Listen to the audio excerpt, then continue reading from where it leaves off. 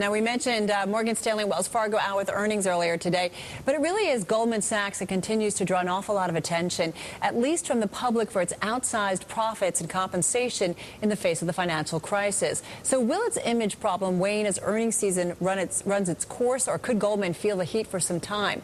Bloomberg columnist David Riley joins us now. So, David, what do you think? I think the risk is that Goldman stays as the poster child for the potential riskiness of Wall Street, and because Goldman isn't going to suddenly cut back the amount of risk it's taking. It's not going to pull in its horns. Right. So the chances are that we continue to see huge profits and compensation, and that can just keep the focus on them. Is it unfair? I mean, Wall Street's been known for making, risky trades. It's how they make an awful lot of money. Is it unfair that kind of Goldman's being targeted?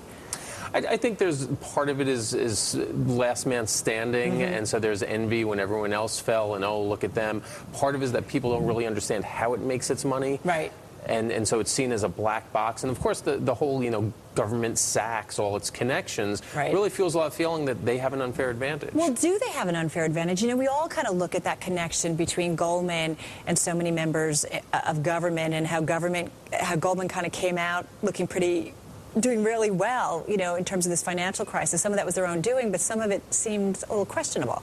There's never been any direct proof, and even though people will say, oh, Hank Paulson didn't let Goldman go down and let Lehman go down, what a lot of people forget is that Lehman, Bear, Merrill all made just terrible mistakes of their own that Goldman didn't make. I mean, Lehman, had huge holes on its balance sheet. People didn't believe its figures. Goldman didn't have those sort of problems. All right. So what about, so often we're hearing, this debate on too big to fail at this point. I mean, how does kind of Goldman maybe potentially fit into that, David, and how might that potentially hurt the firm? Well, they potentially, as sort of the poster child on this, people, when they think of compensation, they think of too big to fail, they think of Goldman, that potentially drives policymakers to say, hey, we really have to clamp down on the amount of risk these firms can take.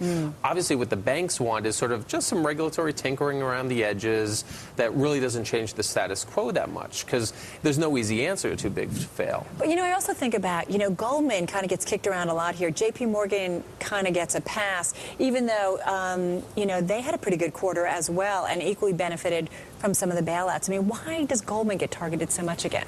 You're right in that JP Morgan had a return on equity of 18%, which was terrific. Goldman's is 23%, not that different.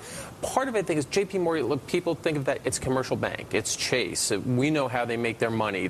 As some people have been saying, closer connection, perhaps? I can go to a Chase ATM. I can't go to a Goldman ATM. So what is it that Goldman does? So there's that difference in people just having a sense of how they make their money puts them in different camps. How could this potentially hurt Goldman longer term, especially since there's so much focus on them, following their record earnings, following their talk of, executive compensation and bonuses? How could it hurt them long term? It's on the policy end, and if ultimately the regulation gets so tight that they're prevented from taking the same amount of risk, and so their returns on equity are forced down by the government. So maybe kind of hold off, wait until a clearer policy is known. In terms of the valuation, yeah. Got it. David, thank you so much. Thank you. Bloomberg.